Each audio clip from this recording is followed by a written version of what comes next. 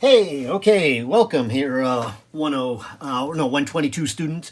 I finally getting around to looking at exam number 2 here. I'll call this page 1. But I been crazy busy this week and had lots of things going on and Zooming all day today, Friday. Finally wrapping that up. And I got a club meeting also. And so, anyways, let me run through the solutions here. So then I'll have the solutions and I can begin to grade your test. So let me start with the first question on your exam. Here it is, if you will. It says, of course, study the circuit at the right. So this one here, and then calculate the current, the voltage, and the power in each resistor here.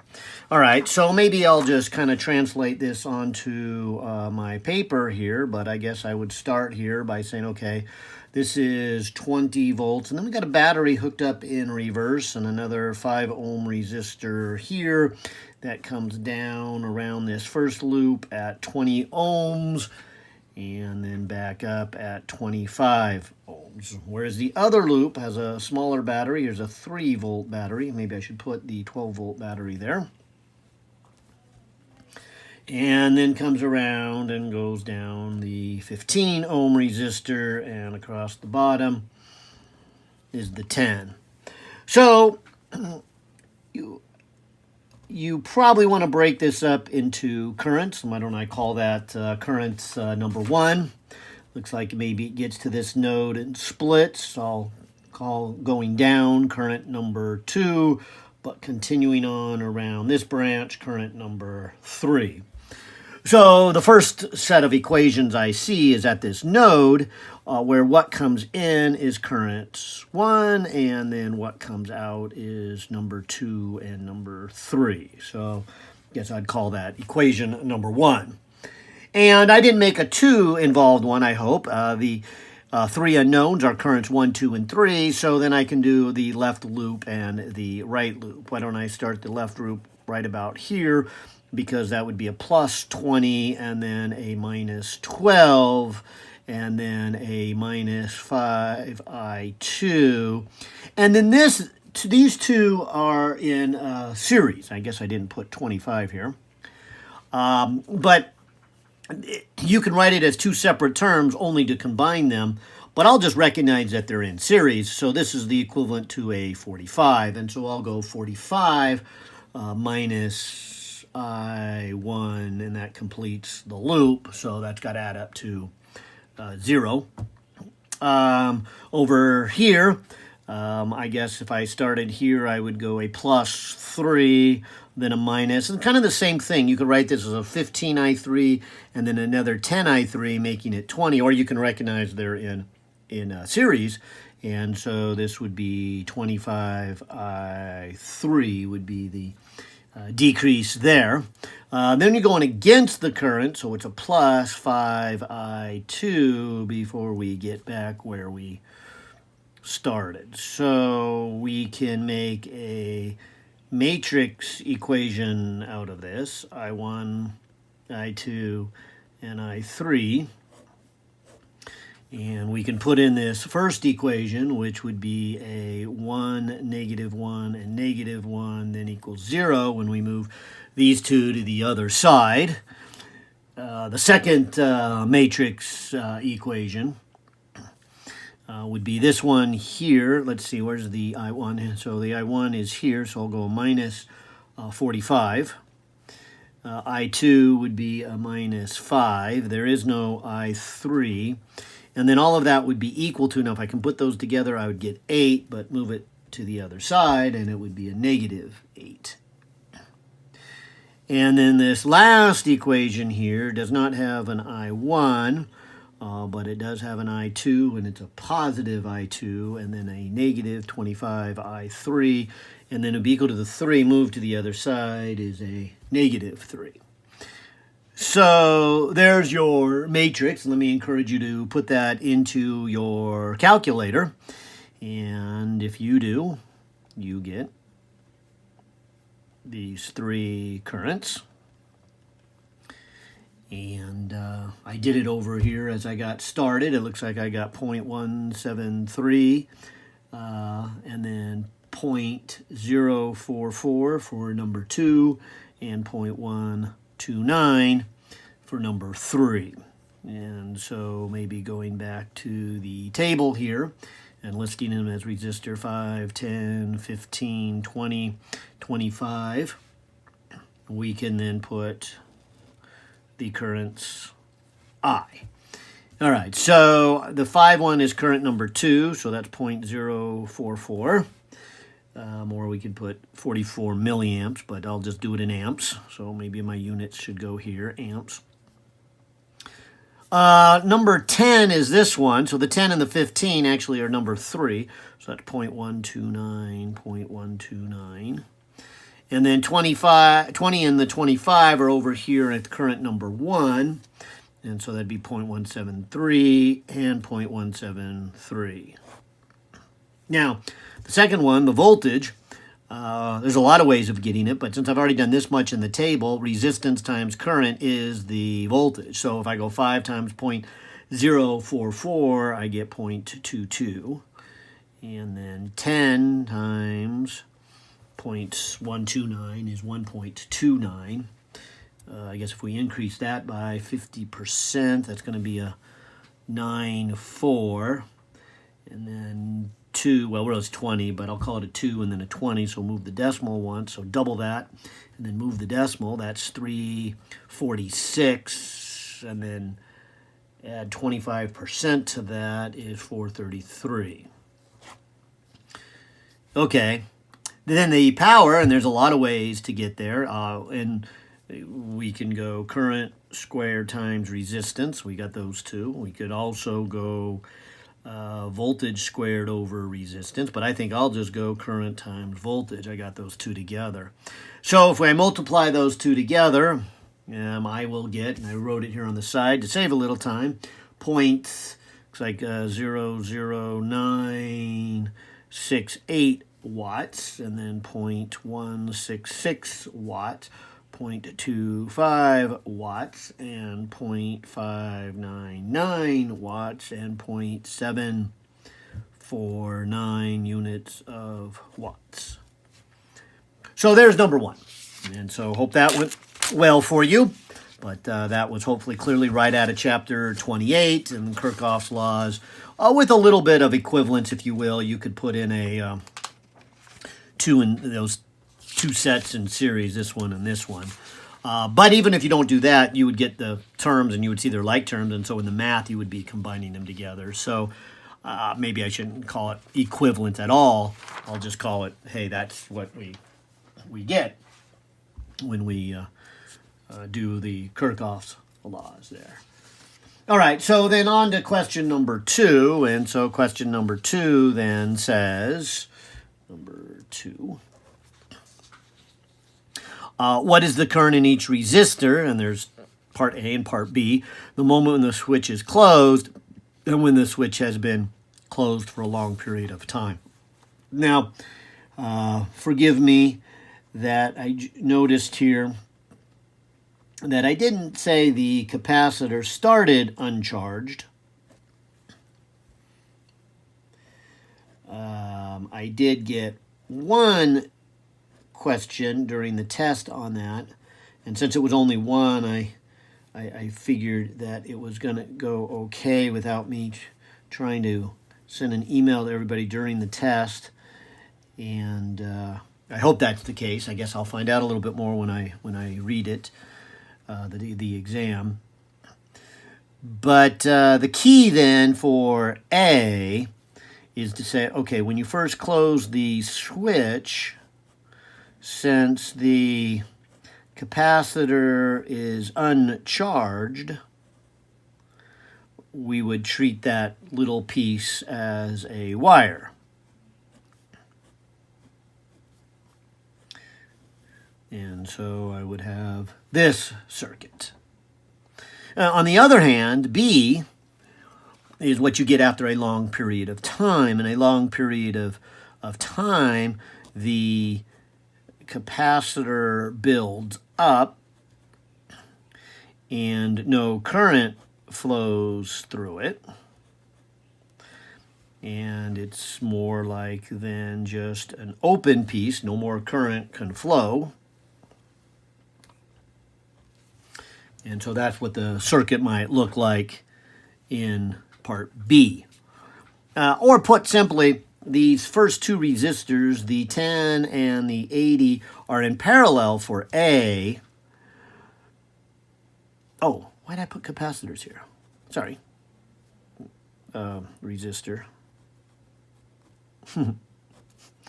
Resistor. And then these other two would be in parallel with each other. So this would be a 50 and this would be a 20. So maybe the first thing to do here into part A is to leave the battery alone and say, all right, what happens when you have a 10 and an 80 in parallel? And, of course, you do that reciprocal sum. You say 1 over 10 plus 1 over 80 equals 1 over the equivalence. And, oh, I guess I did it over here on the side. So that came out to be 8.89 ohms is what those two are equivalent to. And then the bottom one here, the 20 and the 50, doing the same math, 1 over 20 plus 1 over 50 equals 1 over the equivalent. That comes out to be 14.29 ohms. Which then, if you look at that one, you would say, well, they are in series, so you would just add them together. And let's see if we add them together. That's a 22, carry 1, 23, 1, 7. So that is the equivalent here. So then if you calculate the total current coming out of this, you would take the voltage. What was the voltage? I didn't write it in here. Looks like this is 5 volts. So I'll put it in both. And so it'd be 5 volts divided by 23.17. Now, that's the total current coming out of the battery. So that we don't want to write that answer down anywhere, but it does become useful. And so 0.216 amps is what's coming out of that battery. Because if you take it from this circuit, which I like to call this the equivalent of the equivalent. So here's the real circuit, here's the equivalent of that circuit, and this is the equivalent of that one. So getting it down to the equivalent of the equivalent, then we can work backwards and say, well, if we have this much current going through this resistor, 8.89, this is a voltage change, so delta V is 1.92.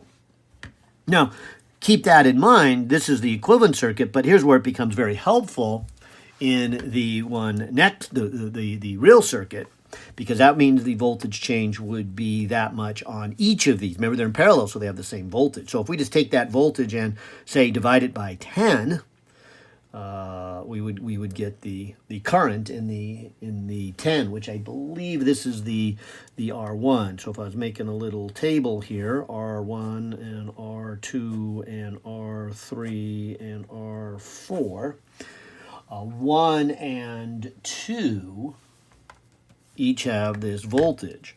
So I'll divide that by 10, and so the currents would be this 0.192 for resistor 1. And if we take that same voltage up there and divide it by the 80, this would be the current in number 2. Okay. Now, coming back to our equivalency right here, this whole thing has to be 5 volts, and so this is already, that number up there. So if I go 5 minus that voltage, it's 308. So the other two sets, resistor number 3 and 4 must have 308 for their voltage on them. So if I go 308 divided by 50 for Ohm's law, I get 0.062, and then taking that 308 and divide it by 20, I would get 0.154. So that would be part A. Part B actually turns out to be a little bit easier, although it's the same idea. Hopefully you notice that these are in series, and so this 10 and this 50 would be equivalent to a 60. And the second part, these two in series, which are the 80 and the 20, would be equivalent to 100. And so this one comes a little bit easier because you just add them instead of doing the reciprocal sums first. And then what even makes it more easy is that you don't have to do anything more. This is 5 volts and they're in parallel. So you know you've got 5 volts on this 60. So if you just go 5 volts and divide it by 60, that's how much goes through there. That's what, 1/12. 1 divided by 12 is 0.0833. So that's the amount of current would just kind of go down this branch. So if I was making this little table, 1 and 2 and 3 and 4, this little branch here is 1 and 3. So 1 and 3 would have 0.083, 0.083. And then the other branch would be going to this 100. So this current would be 5 volts divided by 100, which is 0.05. And then that would go to 2 and 4. So 0.05, 0.05.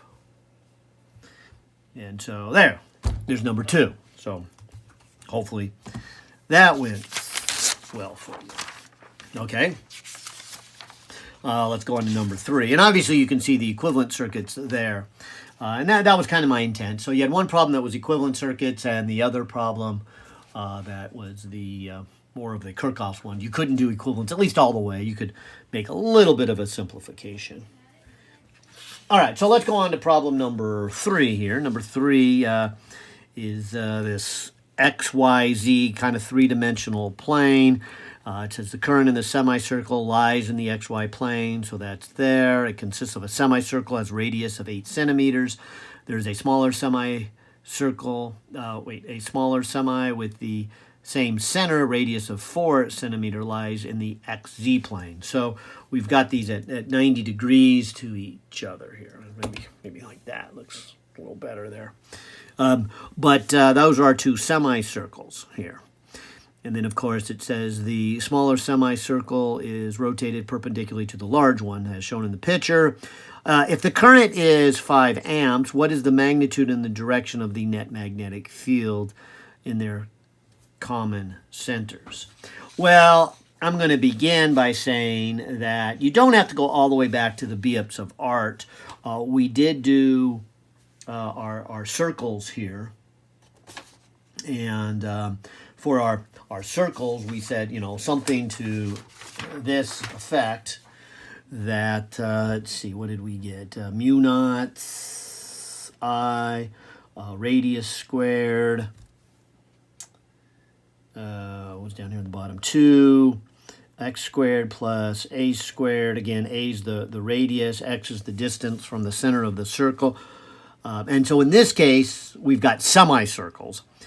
But let me just think about a circle for a minute, because we are in the plane of this circle. I'll just look at the semicircle that is in the XY plane. This is half a circle. So first thing I would do is to say, well, let's set x equals to 0 if we're in the plane of the circle. And so this reduces it down to, well, the x goes away because it's 0, and then this a squared gets rid of by the square root, so we got then a cubed, and there's an a squared up there, so you're left with just an a. So that would be the magnetic field from a full circle. And we don't have a full circle. We have half of that.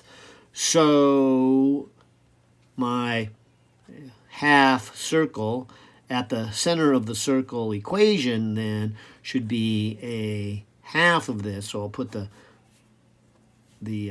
2 here with another half to make a 4. So we got 4a down at the bottom and mu naught I. So that would be the magnetic field from a half circle. So let me do a calculation for the one that is in the xy plane. This would be 4 pi times 10 to the negative 7. The current is 5 amps, a 4, and that radius of that one was 0.08. Now maybe I'll save a few keystrokes and cancel off the 4. But then I would have pi times 1 times 10 to the negative 7 times a 5 divided by 0.08. And I get a number of, let's see, can you see it on the screen there? 1.96 times 10 to the negative 5 Teslas. Okay. For that semicircle. Now, let me do the other half circle. The other semicircle is in the xz plane, okay?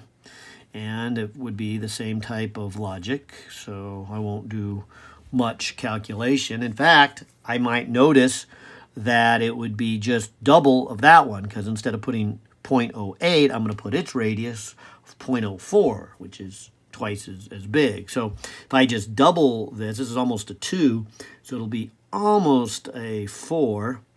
Let's see, 3 point, that must be a 9.2, right? Because the 2 and then the 18 carry 1, yeah. And then times 10 to the negative 5 Tesla. Now, maybe I should point out there are some straight wires in here, and we'll come back. But the straight wires are carrying current right towards that point. And we can, again, go back to Bips of Art, but hopefully what you got out of Chapter 30 is that they don't create any magnetic field. So at that point, I mean, they do in other places, but not at the point, any point that their current is going straight to or straight away. That was because of that cross product in there. So the magnetic fields from the straight stuff would give me a 0. Okay. And maybe I'll put 0 twice, because to get the total field here, in my mind, I'm thinking of, I got 4 things to add together. I got the semicircle in the xy plane, I got the semicircle in the xz plane, and then I got the 2 straight ones that are along the x-axis flowing inward. And so I'm going to add them all together. But as I said, the straight ones are 0, so let's just forget about those. Or let's say we've already added them and we have 0. And so now we just have to add the 2 semicircles together. Although, here's where we want to be a little careful, because what direction are they? All right, so let's talk about the one in the xy plane. If you take your right hand and right hand rule number 2, and maybe you kind of curl it like this so that your fingers are going in the direction of the current. Your thumb would be going back on what you might call the negative z-axis here. And so maybe I should say that not only is this the number, but it's in the negative k hat direction. So that is the magnetic field from the semicircle, or is it semicircle, in the xy plane. And the same logic applies here for the magnetic field that is the semicircle in the xz plane. And this here, kind of bring back into view, the current would, be along here, going along the negative x-axis, and then arc around out towards positive z values, and then go back to 0 z value along the x-axis, and then continue. I don't know why I put an arrow that way. Current would go that way. But then taking my right hand, my thumb would be pointing down. And so I guess I would say this one here is a negative j hat direction. So that's its magnitude. So then to get the total field, I need to add them like vectors. And so you don't just add them straight across or subtract them. They're actually at right angles to each other. So maybe the thing to do is to say, so what is the magnitude of B? How does the question read it? It says, yeah, what is the magnitude and the direction? So we got to talk about direction, but what is the magnitude? So we'll take our components, and so the y component would be the 3.92, and I'd have to square it. And the k component would be the 0.96, and I'd have to square that, and then take the square root, and let me not forget the times 10 to the minus 5 Tesla. I'll just factor it out of the square and square root, so I don't have to mess with it. But this then, mathematically, would be 3.92 squared plus 1.96 squared. And then I'll take the square root of all of that. And so it looks like a 4.38 times 10 to the minus 5 Tesla is the magnitude of the magnetic field. Now, as far as direction, I guess maybe I want to put an angle here.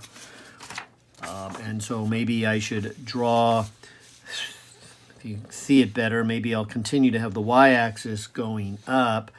But if you could imagine me kind of rotating this 90 degrees, I'll put the z-axis this way.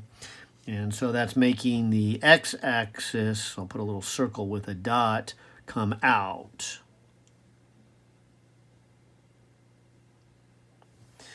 I did that because the circle here in the xy plane had a component going down. Where's the green color? We like to do magnetic fields in green for some reason. So it has a component going down this much. But it also had, down this much. This is the down. This is the negative y. Okay. This much, the big one's down. And then a little bit smaller is back. And so if you add those two, it would look something like this. The small one, which is the 1.96, and the big one going down, which is the 3.92. So maybe we should just find that angle. So the total field would look like this, and it would be some angle going down. So we can just say, all right, let's do the tangent of theta, because that would be the 3.29 over the 1.96. And of course, that is the factor of 2. That's how we did it back here. We doubled it. So this would be the tangent of theta. So the answer would be the inverse tangent of the integer 2, and we would get the 63.4 degrees. And that would be the angle down. Maybe if you want to put some words here, we would say 3 down, below,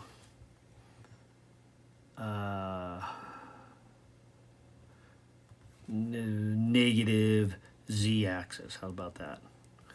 There's the negative z-axis, and it's dipping down.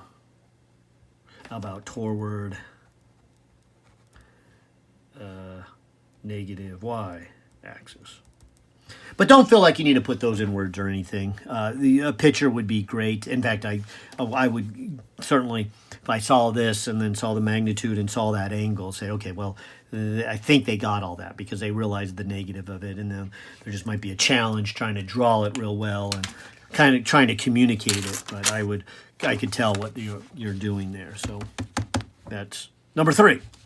Okay, hope that one went well.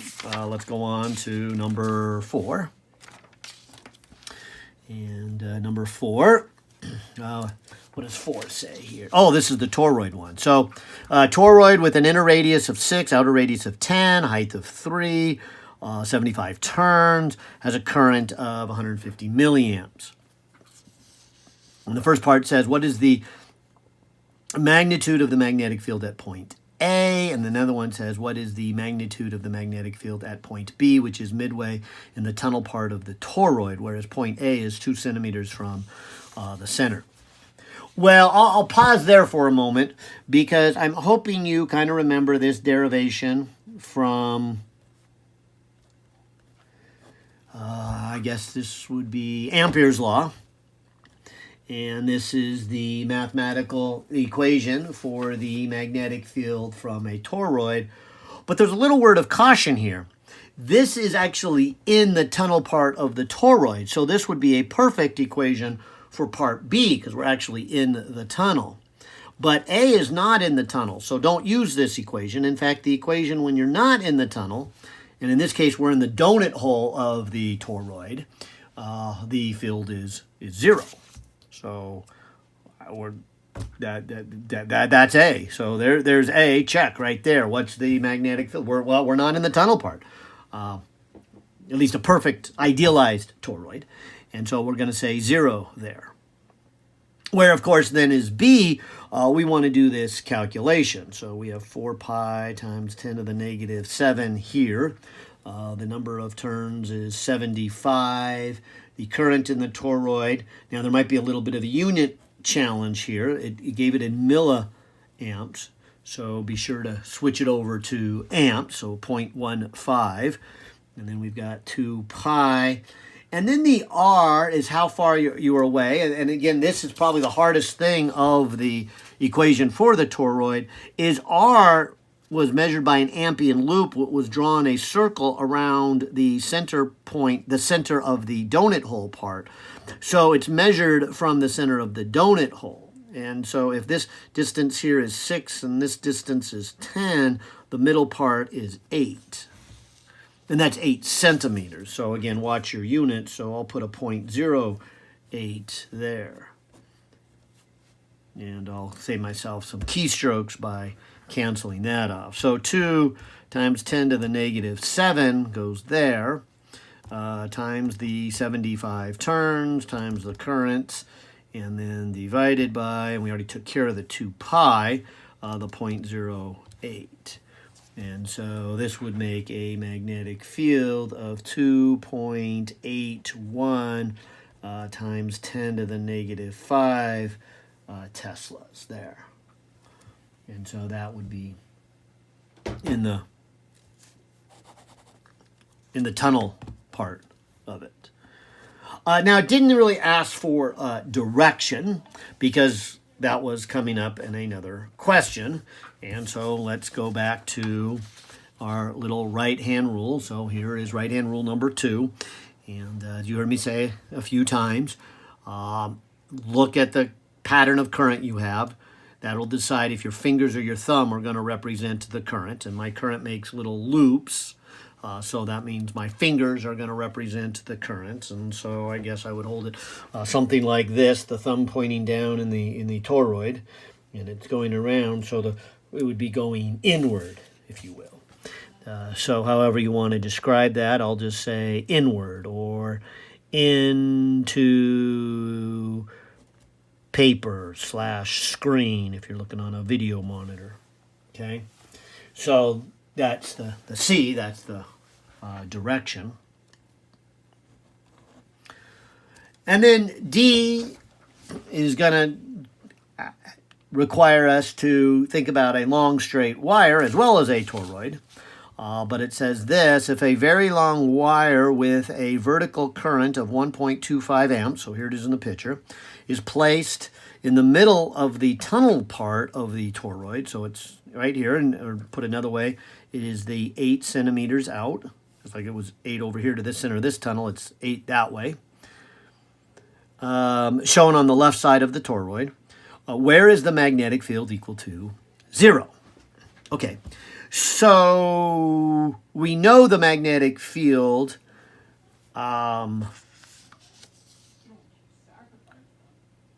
see if I can say this right, is 0 outside of the tunnel part of the toroid, but it's not, it never goes to 0 for the wire. So with this wire here, even if you're outside, it's not 0. So it's not 0 here, not 0 here, not 0 here, and on the inside, not 0 there, not 0 there. Now, the magnetic field would only be the equivalent of a wire because we would, combine the two together. But inside the donut hole, inside the tunnel part, the field from the long wire, and so I'm going to do right-hand rule number 2 again, but this time I'm going to be looking at my current as my thumb. So the field are my fingers. And so the field, if I can, I was going to do it in green, but since this is kind of shaded in green, that might not show up well. So let me do it in red. But the field would be coming outward from this long straight wire and inward on this side. Now, if you go back to what we said before, the field would point inward and wrap around. So from the toroid, the field is coming out of the page. From the wire, it's coming out if you're on the left, but it's going in if you're on the right side of this wire. And that's the key to this problem, is to realize you get with a 0 field when the field from each of these two is equal in magnitude but opposite in direction. And so that would tell me that we have to come inward a little bit less than 8. Not more than 8, but less than 8 in order for us to get a field of 0. And the two fields would have to be equal. So let me start with the equation again for the toroid. And let me also write down the equation for a long straight wire. However, I don't want to directly set these equal because we could get ourselves confused about these R's. See, for the toroid, the R is measured from the center of the donut hole. But for the wire, the R is measured from the wire itself. And so those are at different locations, differing by 8. So maybe I should do this. Let me write down the equation for the toroid and say that the position I want to calculate the field from the toroid is 8, come back a little bit. So maybe I'll write it as 0.08 minus, for lack of better symbol, I'll call it x. So I just want to come back a little bit. And that little bit is x.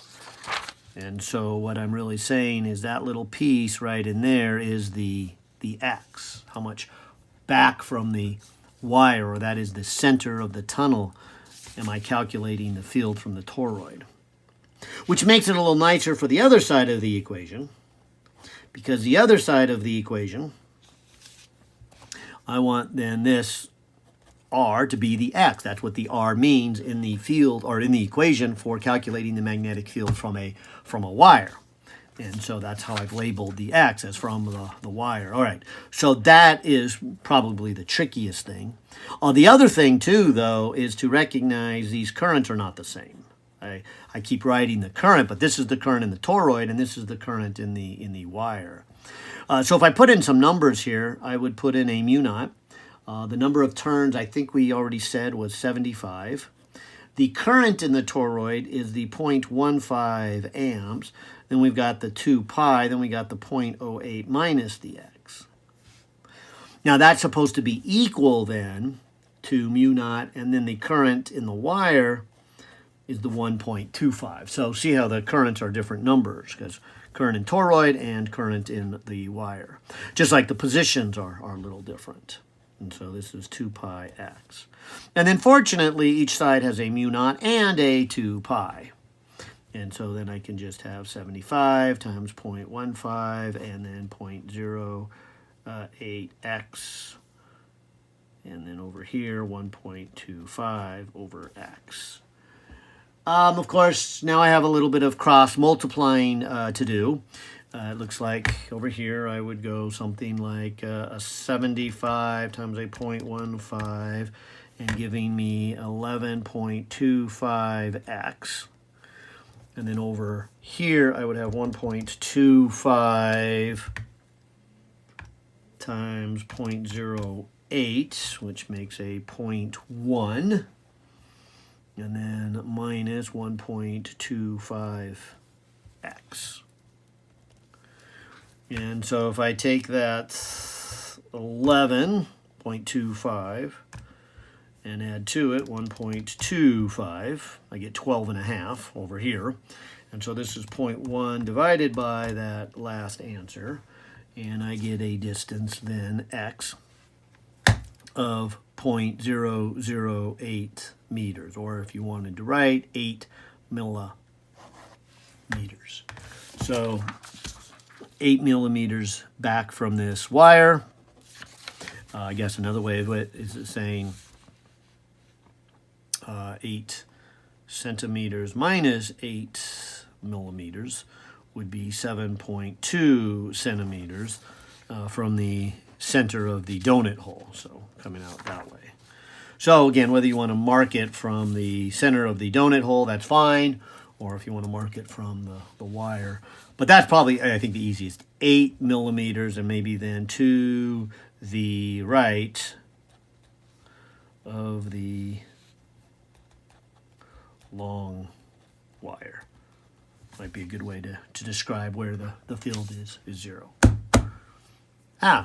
Good. So toroids and long wires and circles, and sadly I don't see any solenoids on here, and that's just kind of the nature of it. It would be too long of a test to test you on everything, so that's why we try to leave it as a surprise so that you'll study everything and don't really know what's going to be on the test, and hopefully you'll learn everything. And hopefully the test will be diverse enough that it will be an honest representation. But sometimes I know, the test can have only the things you didn't study or have only things you did study, and so it doesn't completely judge it, but that's what we have to do. But that's why we like to surprise it. That's why I screwed up when I accidentally sent you guys the test a day early. That was a royal screw up. So had to redo the test here. All right, so let's finish this up. How about number 5? And there's an A and a B. The A is a little easier than B. Hopefully both of them are pretty straightforward. I know we did ones like this in class, so hopefully it went well for you. When they're parallel to this, we just had a simple equation. We said then that the force, and I guess this is right out of chapter 20, I'm going to say 27, that's not right. This would be 29. We said it would be the current in the wire. We're trying to find the force times its length vector across its magnetic field. And that's if everything is a constant. And of course, that's what we have. So I'll put A. B's not quite like that. B, because the wire we're trying to find it in is in a location where the field changes as you move along that wire. You move either closer or further from the wire. We're going to have to add up the little forces on each little chunk of current and add it all up. So we're going to have to do an integral in B. But I get ahead of myself here. Let's go back to A here. And let's just start with the magnitude of the force. So this would be ILB sine of 90 degrees.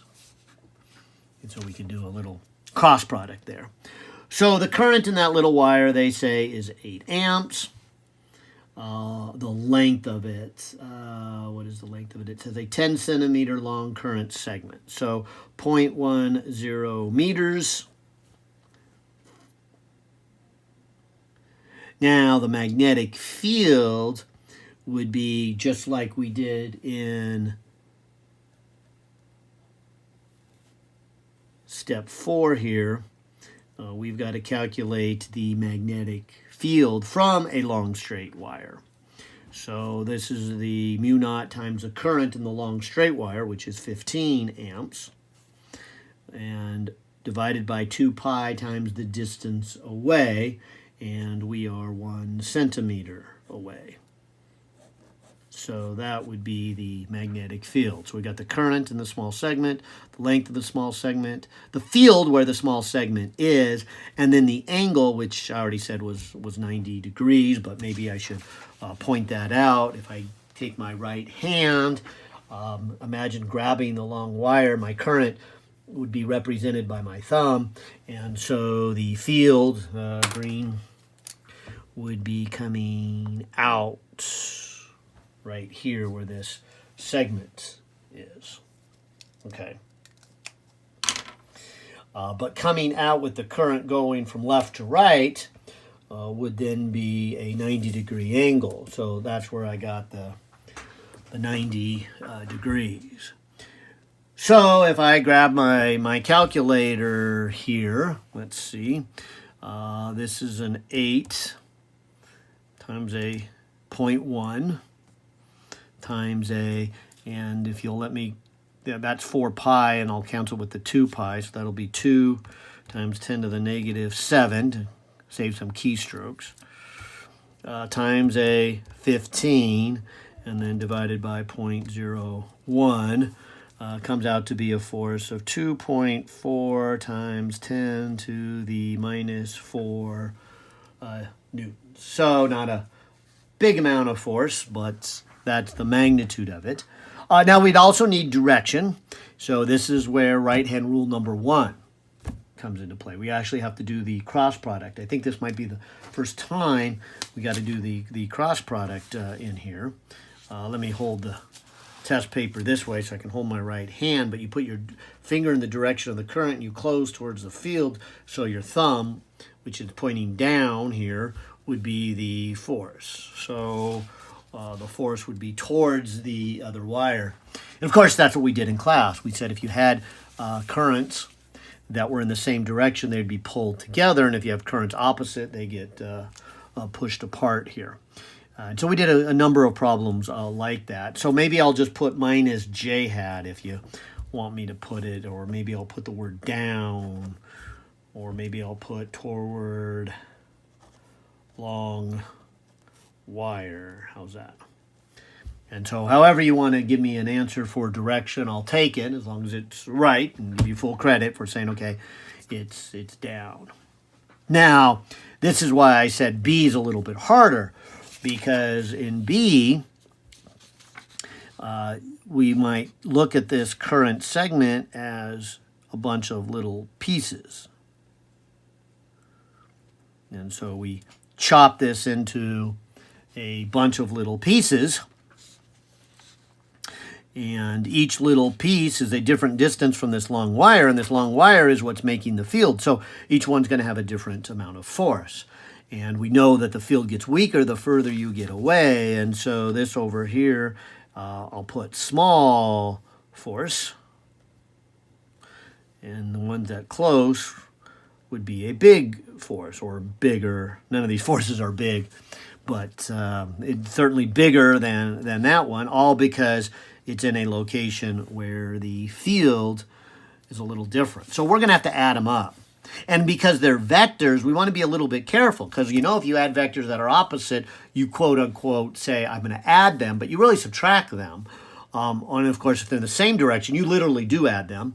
If they're at 90 degrees, you got to do that Pythagorean theorem like we did back on problem 3. We had to combine the magnetic fields, and we just didn't add the two fields together. They were at right angles to each other, so we had to do Pythagorean's theorem. Or if they're something that, you know, not a 180 or 90 or 180, if they're, you know, 120, you got to kind of break the components down to kind of figure it out here. So maybe part of this ought to be, before we go too far, just ask the question of what direction is this? And so here's where right-hand rule number 1 would, well, 1 and 2 will come into play. I'll do number 2 first. This is the same one to say, okay, what direction is the magnetic field from this long straight wire? And so it's coming out. It's no different in B than it was in A. But of course, now when I do the cross product, since the current is going towards the wire, I would put my fingers in that direction and then close my fingers upward, and the force would be that way. And in fact, every little segment would be that way. So I suppose the good news here is when I say add them, and they are vectors, I literally mean add them. You know, if you have a 3 and a 4, add them and get a 7. But obviously 3 and 4 that were at a 90 degree would give you a 5. And 3 and 4 that were opposite would give you a 1. But a 3 and 4 that are in the same really give you a 7. So the good news here is I'm not adding components. I don't have to find an X component to the force and a Y component to the force. So that's probably the good news. The other piece of good news is this angle is 90 degrees for every little segment. And so this is going, you know, the current is always going down and the field is always coming up. They're always 90 degrees, even way back here where the force is going to be small and over here where the force is big and even in the middle. So, and sine of 90 degrees is 1. So I could even just kind of scribble that out of the equation. And don't want to overlook it, but that's just 90 degrees. And so then I have something more along this line, that I would have a current that is in that small wire. So there's the 8 amps, and I'll just pull it in front. I have an integral to do. We like to call it a ds, but the ds means the direction of the current. And the current's going kind of in a vertical direction, so why don't I just change the s to a y, just because I'm going in the y direction. I suppose you could even call it a minus y if you want. Technically, once I did this cross product here, I'm getting the magnitude anyways. So ignoring negative signs, I'll just say I'm getting magnitude. That's what I got when I did the cross product. In fact, I kind of already answered the part about what direction it is. You can see the direction is all these pieces, the force is to the left here. So maybe a negative I hat would be appropriate for the answer. What direction is the force? So I might as well answer that now. But I just wanted to justify why I'm going to change it to a y. And I'm just going to kind of answer in case anybody's thinking, well, how about a negative y? Irrelevant. Well, I'm getting absolute value. Now the magnetic field is this mu naught times the current in the long wire over the 2 pi. And we've been calling it R, and that's what we did on a previous problem. I guess long wire was back in 4B. We called it an R. But you know, if I'm calling this distance the y, then let's do this. Let's again measure y from this wire. We could still call down positive if you want, or we can call up positive. Again, that's kind of irrelevant, but I'll call down. Yeah, again, positive and negatives are kind of just irrelevant here. So, you know, I could just put absolute value or whatever, okay? But the point here is this would be the distance away. But that's the big key to the problem, I think, is making sure that you realize these are the same variables. Because they're called a ds here, and of course, they're called an r there. And you need to recognize we're talking about the same thing. And so then we would go from... how best to do this. Maybe I'll just say the closest one, which is 1 centimeter away, to the end of the wire, and the wire is 10 centimeters long, so we would go to 11 centimeters. So we'd go from 1 to 11 centimeters. So this would come out to be 8 for the current. We would have the mu naught over 2 pi from here, which I'll group together. We would have the current from the long wire, that's the 15 amps. And now we have an integral of dy over y, which is a natural log, evaluated from 11, and then minus the log of 0.01. But remember, when you subtract logarithms, you can write it as a quotient. So I'll just kind of write it as a quotient and then finish up by grabbing my calculator and say, okay, so this is 8. This would be 2 times 10 to the negative 7. This would be then times 15. And then this would be times the natural log of 11. And hit enter. And so I get a force of 5.75 times 10 to the negative 5 newtons. Oh, and then as we mentioned earlier, it would be in the negative x direction. Or you could say to the left if you want. And so there would be the magnitude and the direction. What is the magnitude and the direction of the magnetic field? Yay! Whew. Hope you did well. And I hope this helps.